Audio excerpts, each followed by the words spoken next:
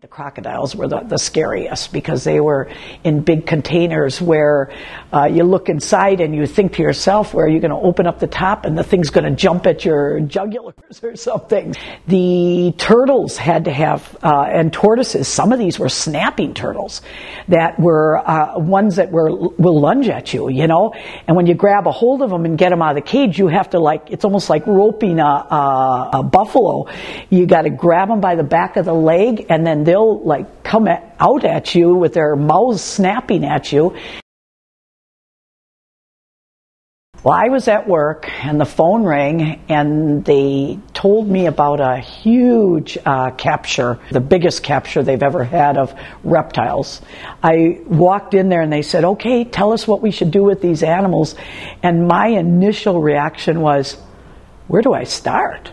Who do I take care of? It's just piles and piles of containers on top of each other. They were coming with truckloads of animals, truckload after truckload after truckload. I would walk in and I would just be opening up containers and looking, what is this one? And one big anaconda in one thing. And another time I opened up a container and would peek inside and didn't know if an alligator was going to be in there, or a crocodile or anaconda or a snake or a turtle, or what it was going to be. And it was a bit creepy because there was like hundreds of containers, and I would pick one up and look inside and sometimes peek, and some of them were venomous snakes.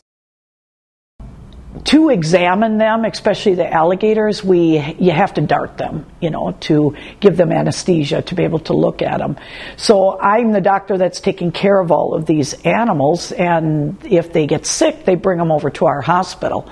So they actually come with a truck and come with an alligator or crocodile they bring over here, and so that we can care for them. Some of the alligators are probably, the ones we treated here in the hospital are probably around, most of them 50, 60 pounds.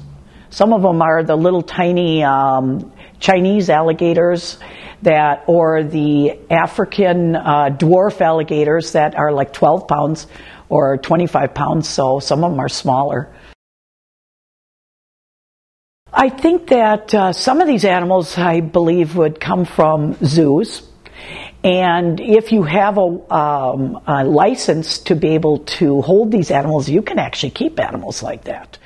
Most of these animals are gotten off the internet. If you go into the internet, you can actually see sites where you can purchase these rare species, even endangered species. Yeah, the venomous snakes, the tarantulas were there too, and some of them you don't know if they're endangered species. Most of the animals are zoos are salivating over because they are rare animals, or they're ones that are can be taken into their captivity and their zoos and kept in proper conditions. Then there's the huge big tortoises that are, some of them weighed about 50 pounds. The scariest part was to go into the huge big containers where the alligators and crocodiles were kept, because that was unbelievable. You know, they were huge big water vats where you just open up the edge a little bit and peek inside and see which side his head was on. This is probably one of the